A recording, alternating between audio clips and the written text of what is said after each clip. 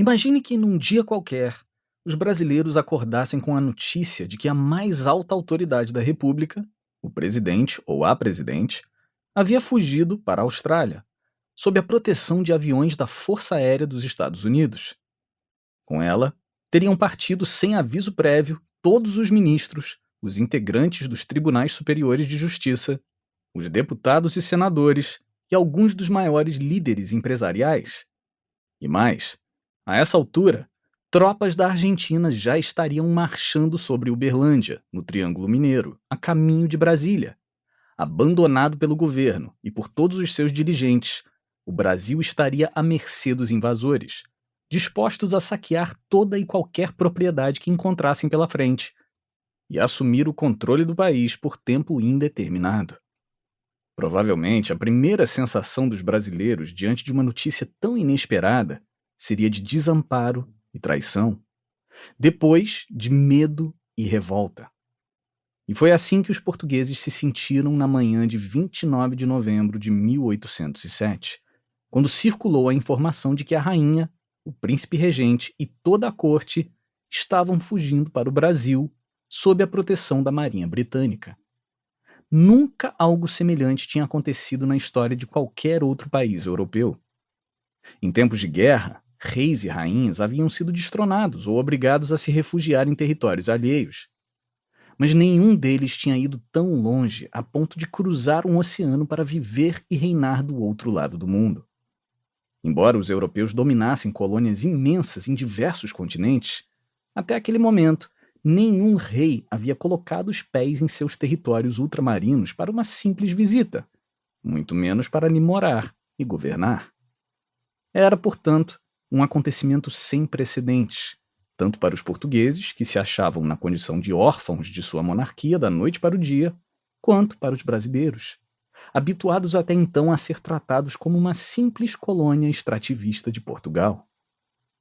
No caso dos portugueses, além da surpresa da notícia, havia um fator que agravava a sensação de abandono. 200 anos atrás, a noção de Estado, governo e identidade nacional era bem diferente da que se tem hoje. Ainda não existia em Portugal a ideia de que todo o poder emana do povo e em seu nome é exercido, o princípio fundamental da democracia. No Brasil de hoje, se por uma circunstância inesperada todos os governantes fugissem do país, o povo ainda teria a prerrogativa de se reunir e eleger um novo presidente, deputados e senadores, de modo a compor imediatamente o Estado e seu governo. As próprias empresas, depois de um período de incerteza pela ausência de seus donos ou dirigentes, poderiam se reorganizar e continuar funcionando. Em Portugal de 1807, não era assim. Sem o rei, o país ficava à míngua e sem rumo. Dele dependiam toda a atividade econômica, a sobrevivência das pessoas, o governo, a independência nacional e a própria razão de ser do Estado português. Para complicar ainda mais a situação, Portugal era um dos países mais atrasados da Europa no que diz respeito às ideias e reformas políticas.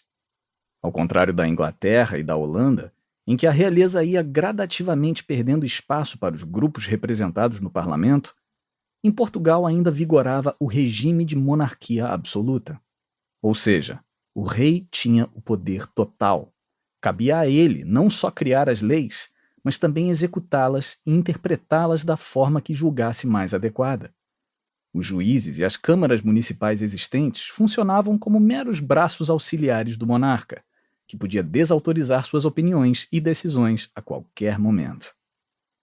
Essa noção ajuda a explicar a sensação de desamparo e perda irreparável que os portugueses sentiram nas ruas de Lisboa naquela manhã fria do final do outono.